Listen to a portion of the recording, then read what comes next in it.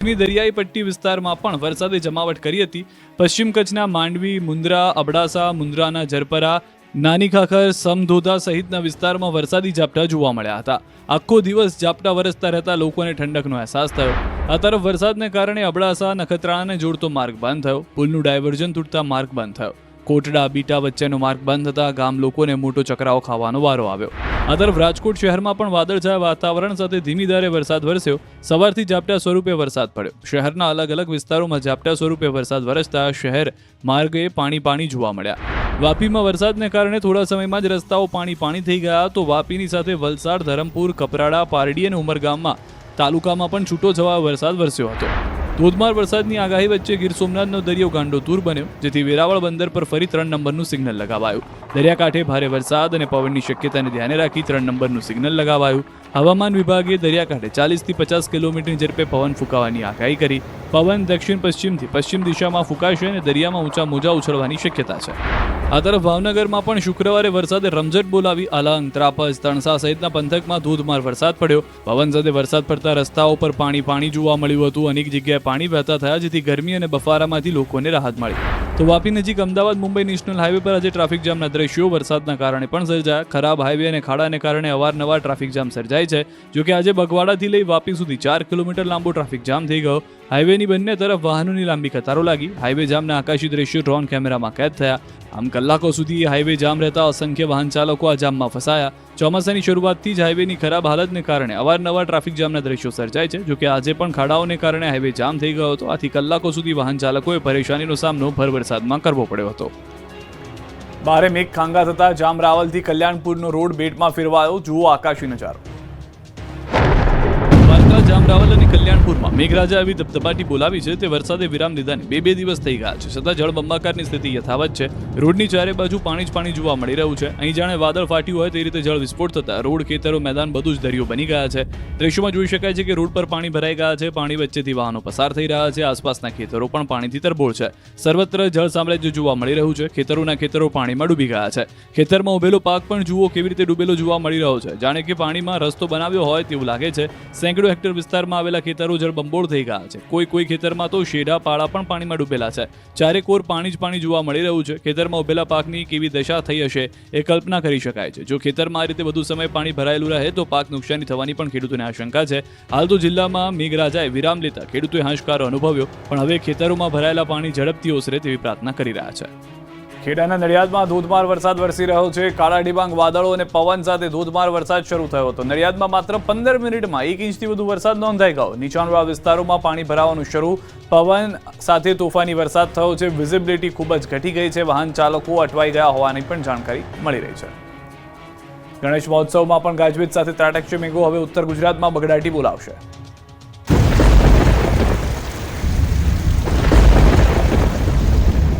સૌરાષ્ટ્રમાં મેઘરાજાએ તોફાની બેટિંગ કર્યા બાદ હવે ઉત્તર ગુજરાતના લોકો મારફાડ વરસાદ માટે તૈયાર થઈ જજો. 3 આગાહીકારોએ ઉત્તર ગુજરાતને લઈને ખતરનાક વરસાદની આગાહી કરી. હવામાન વિભાગે આગાહી કરી છે કે રાજ્યમાં 48 કલાક ભારે વરસાદ પડશે, જેમાં સૌથી વધુ સૌરાષ્ટ્ર, કચ્છ અને ઉત્તર ગુજરાતમાં વરસાદ ખાબકશે. તો મધ્ય દક્ષિણ ગુજરાતમાં પણ પડી શકે છે ભારે વરસાદ. गुजरात रीजन में heavy to very heavy rainfall का वार्निंग ऑरेंज वार्निंग के साथ आइसोलेटेड प्लेसेस में दिया गया है. वो है साबरकांठा, आरावली और महासागर के लिए दिया गया है. और हेवी रेनफॉल का वार्निंग येलो वार्निंग के साथ दिया गया है बनसकांठा, पाटन, भैंसाना, गांधीनगर, खेड़ा, अहमदाबाद, पंचमहल, दाहोद, डांग, नवसारी, वलसाड, तापी, दमन और दादरा नगर हवेली के लिए दिया गया. કલાકો બાદ 11માંથી 3 ગુમ ખલાસીઓના મૃતદેહ મળ્યા. 8ની શોધખોળ શરૂ.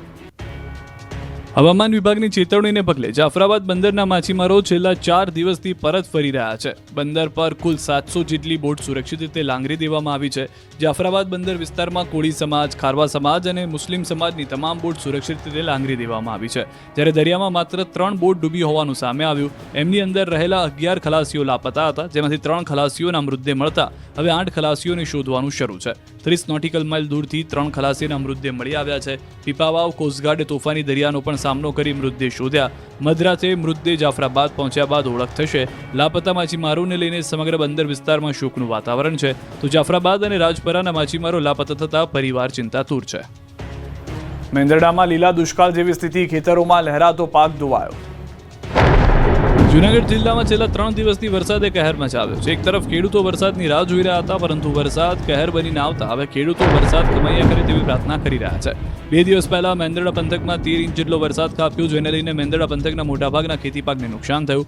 મગફળી, સોયાબીન, તુવેર સહિતના પાકને ભારે નુકસાન થયું. ભારે વરસાદના કારણે ખેડૂતોની સુરક્ષા દિવાલો પણ તૂટી ગઈ છે અને ખેતરોમાં રહેલો પાક સદંતર નિષ્ફળ ગયો છે, જેના કારણે વહેલી તકે સરકાર દ્વારા સર્વે શરૂ કરવાની સહાય ચૂકવવામાં આવે તેવી ખેડૂતો માંગ કરી રહ્યા છે.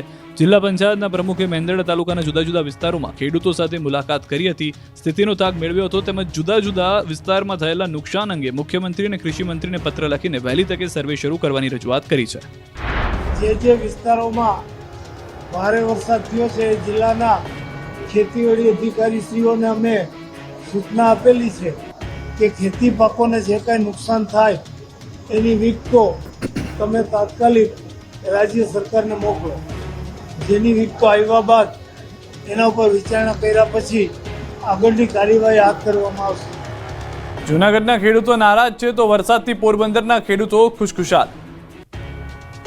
એક તરફ ગેડ પંથકમાં આકાશી આફતથી કિસાનો રડી રહ્યા છે, બીજી તરફ પોરબંદર આસપાસના ગામડાના ખેડૂતોને મેઘરાજાએ રાજ્યના રેડ કરી દીધા છે. પોરબંદર જિલ્લામાં 19 અને 20 ઓગસ્ટે પડેલા ધોધમાર વરસાદથી ખેડૂતોમાં ખુશી ફેલાઈ છે. સારો વરસાદ ખરા સમયે વરસતા કુચડીના ખેડૂતોએ તેને કાચા સોના સમાન ગણાવ્યો છે.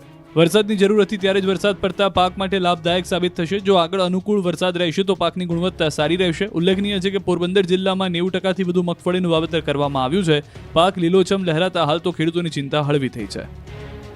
ઉમરગામના ખતલવાડ ગામે પુલ તૂટી જતા લોકો નદીમાંથી જોખમી રીતે પસાર થવા મજબૂર. પાણી ભરાઈ જાય તો અમને બહુ તકલીફ પડે. ટુકડે આ રસ્તા પર 3 વર્ષથી સતત કામ થઈ રહ્યું છે અને તેની હાલાકી અહીંની જનતાને ભોગવવી પડી રહી છે. વલસાડ જિલ્લાના ઉમરગામમાં તાલુકાના ખતલવાડ ગામના લોકો પાકા રસ્તાની વાટ જોઈને બેઠા છે. ખતલવાડ ગામમાં માછીવાડ અને વારલી ફળિયા વચ્ચે પાકા રસ્તાના અભાવે લોકોએ જીવને જોખમમાં મૂકી પાણીમાંથી પસાર થવું પડે છે. આ ફળિયામાં રસ્તો બનાવવાનું કામ છેલ્લા 3 વર્ષથી અધૂરું છે. તૂટક રીતે કામ થતું હોવાથી રોડની સ્થિતિ ક્યારે સુધરી જ નથી અને આ વખતે પણ ચોમાસામાં પાણી ભરાઈ ગયા. અવરજવર કરવા આ એકમાત્ર રસ્તો હોવાથી ગ્રામજનો આ પાણી ભરેલા રસ્તા પરથી પસાર થતા જોવા મળ્યા. જોકે આવો જોખમી રસ્તો હોવા છતાં વાલીઓ પાણીમાંથી અને જાડી ઝાંખરામાંથી બાળકોને પસાર કરી શાળા સુધી પહોંચાડે છે અને ત્યારબાદ શાળા છૂટ્યા બાદ આવી જ રીતે પાણીમાંથી પસાર થઈને ઘર સુધી પહોંચે છે. જોકે આ મામલે સરપંચનું કહેવું છે કે આ રોડ પરના જમીન માલિકે સંમતિ આપતા રસ્તો અને નાળું બનાવવાની કામગીરી કરાશે. વાઘોડિયાના નર્મદાપુરામાં સ્મશાને જવા માટે અધવચ્ચે આવતું નાળું જે છે તે ધોવાઈ ગયું. ડાઘુઓ ખેતરો ખૂંદવા મજબૂર. વડોદરા જિલ્લાના વાઘોડિયામાં નર્મદપુરા સ્મશાને જવા માટેના નાળાનું ધોવાણ થયું. અંતિમ ક્રિયા માટે લોકોને સ્મશાન સુધી પહોંચવું અશક્ય બન્યું. શ્રીપોર ટીમ્બી ગામના મત્સ્ય ઉદ્યોગના ઇજારેદારની ભૂલના કારણે કોતરનું નિર્માણ થયું. પાણીના ઓવરફ્લો માટે બનાવેલી કાંસ કોતરમાં પરિણમી, જેને કારણે રોડ અને નાળાનું ધોવાણ થયું. સ્લેબ નાળું આરસીસી રોડ સાથે 30 ફૂટ ઉપરાંત ધોવાયું. ત્યારે સ્થાનિક ધારાસભ્ય, સિંચાઈ વિભાગ, નર્મદા વિભાગ તેમજ અધિકારીઓએ સ્થળની મુલાકાત કરી તાત્કાલિક ધોરણે સ્મશાન સુધી પહોંચવા રસ્તો બનાવી આપવા આદેશ કરાયો. વાઘોડિયાના ટીડીઓએ જણાવ્યું કે સ્મશાન સુધી જવા માટે કોઈ અગવડતા ન પડે તે માટે 2 દિવસની અંદર જે કામગીરી કરવાની હશે તે પૂર્ણ કરાશે. વાઘોડિયામાં ખરાબ રોડ મુદ્દે કોંગ્રેસે ખાડાબુરી કર્યો વિરોધ. વડોદરાના વાઘોડિયામાં તાલુકા કોંગ્રેસ સમિતિ દ્વારા ખાડા પુરાવો રાજ કાર્યક્રમ કરી વિરોધ કરાયો. પીપળિયાથી વાઘોડિયા વચ્ચે અનેક ઠેકાણા પર ખાડારાજ સર્જાતા લોકોને હાલાકી પડી રહી હતી. ફક્ત સામાન્ય વરસાદમાં 14 કરોડના ખર્ચે બનેલ રોડની સ્થિતિ કથળી ગઈ છે. તેથી ખાનગી યુનિવર્સિટી પાસે ખાડામાં વૃક્ષારોપણ કરી કોંગ્રેસે અનોખો વિરોધ કર્યો. આ રોડ પરથી શાળાએ જનાર વિદ્યાર્થીઓ, હોસ્પિટલ, જીઆઈડીસી જનાર લોકો અવરજવર કરે છે, જેથી તેમને ખૂબ જ હાલાકી પડે છે. તેથી ભાજપ વિરુદ્ધ સૂત્રોચ્ચાર કરી કોંગ્રેસે વિરોધ નોંધાવ્યો. ભરૂચ નેશનલ હાઈવે પર 3 કિલોમીટર લાંબો traffic jam. Bharuch national highway સવારમાં ટ્રાફિક જામ થયો અને વાહન ચાલકો કલાકો સુધી ફસાઈ ગયા. ભરૂચ શહેર સહિત નેશનલ હાઈવે 48 પર ચક્કાજામના દ્રશ્યો જોવા મળ્યા. શહેરમાં ભારે વાહનો અને માલધારી વાહનોને કારણે જેને ભરૂચ સિટીની બહારથી ડાયવર્ટ કરવામાં આવ્યા છે તે પણ ભરૂચના સિટી વિસ્તારના મુખ્ય માર્ગ પર પસાર થતા નાના વાહનો તેમજ રાહદારીઓને ટ્રાફિક જામનો સામનો કરવો પડ્યો. તો બીજી તરફ નેશનલ હાઈવે નંબર 48 ખાતે વહેલી સવારથી ચક્કાજામના દ્રશ્યો જોવા મળ્યા. સવારથી જ કિલોમીટર સુધી લાંબી લાઈન જોવા મળી. કામ ધંધે નીકળેલા લોકો કલાકો સુધી એક જ જગ્યાએ ફસાયેલા રહ્યા. ટ્રાફિક ક્લિયર કરાવવા માટે કોઈ પણ પોલીસ ન હોવાથી લોકોમાં રોષ જોવા મળ્યો. 7th ડે સ્કૂલના વિદ્યાર્થીની હત્યાના પડઘા ગુજરાતભરમાં પડ્યા. ઉઠામણામાં નયનના મિત્રો પણ હિપકે ચડ્યા.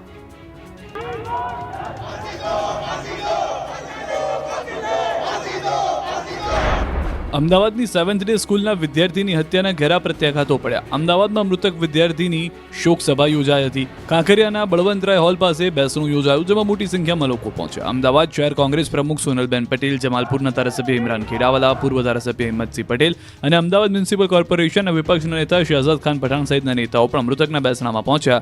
નરોડા વિધાનસભાના ભાજપના ધારાસભ્ય અને સિંધી સમાજના ડોક્ટર પાયલ કુકરાણી પણ બેસણામાં પહોંચ્યા હતા. શોકસભામાં વી વોન્ટ જસ્ટિસ, ન્યાય આપો, ફાંસી આપોના નારા લાગ્યા હતા.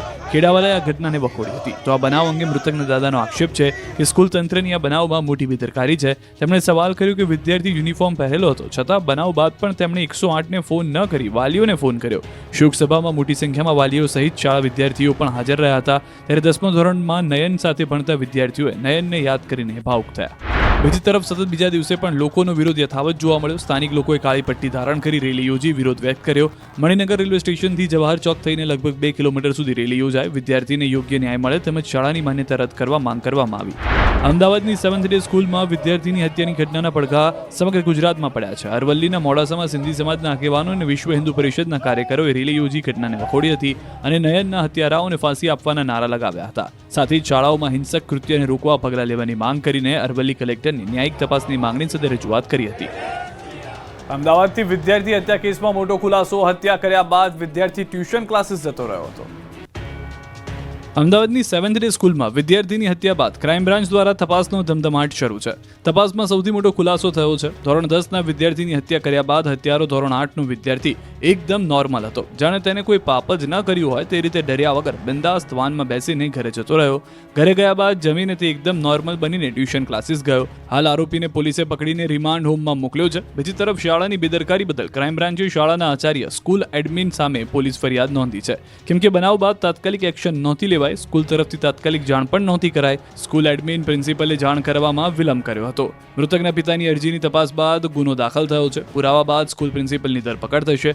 બીજી તરફ સ્કૂલ બહાર આ બનાવ બન્યો હતો. હુમલા બાદ વિદ્યાર્થી પરત સ્કૂલમાં આવ્યો હતો. ત્રીજા ગેટ પાસે સિમેન્ટની પાળી પાસે બેસી રહ્યો. ઘણા સમય સુધી ઘાયલ વિદ્યાર્થી ત્યાં બેસી રહ્યો. ત્યારે ચોકીદારનું ધ્યાન જતાં ચોકીદારે વિદ્યાર્થીને બનાવ અંગે પૂછ્યું. બાદમાં તુરંત ચોકીદારે ઉપર જાણ કરી હતી. આમ છતાં વિલંબ થયો તે ઘણો નુકસાનકારક રહ્યો હતો. વોટ ચોરી મામલે ગાંધીનગરને કોંગ્રેસે ગજવ્યું.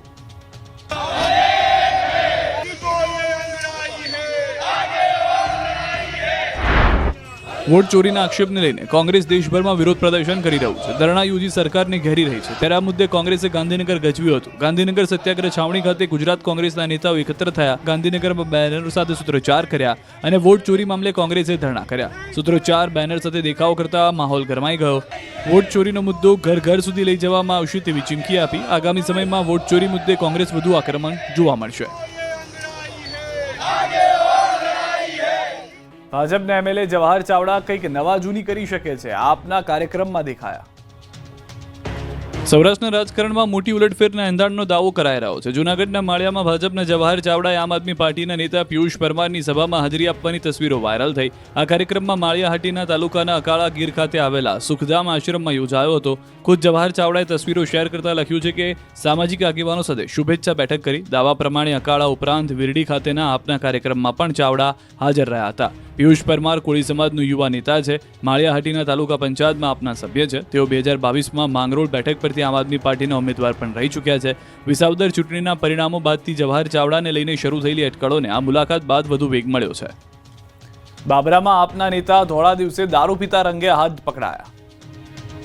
ધોળા દિવસે દુકાનમાં દારૂની બોટલ ખોલી અને જામ પર જામ છલકાવી નેતાજી થઈ ગયા ઠલ્લી. રંગે હાથ પકડાઈ ગયા બાદ દારૂ પીતો ન હોવાનો ડોળ કર્યો. અમરેલીના બાબરામાં કરિયાણા રોડ પર એક દુકાનમાં આમ આદમી પાર્ટીના શહેર પ્રમુખ કૌશિક ભરાડ અને અન્ય એક વ્યક્તિ દારૂની બોટલ ખોલી દારૂ ઢીંચી રહ્યા હતા. આ અંગેની જાણ થતાં જ બાબરા નગરપાલિકાના પ્રમુખ પ્રવીણ ખરખર અને ઉપપ્રમુખ અંકુર જસાણીએ દુકાનમાં દારૂ પાર્ટી પર રેડ પાડી રંગમાં ભંગ પાડ્યો. અચાનક રેડ પાડતા દારૂ પીતા આપના નેતા ઊભા થઈ ગયા અને દુકાનની બહાર નીકળી દારૂ ન પીતો હોવાનો ડોળ કર્યો. ત્યાં સુધી બોલી ગયા કે ચાલો હું પોલીસ સ્ટેશન આવું.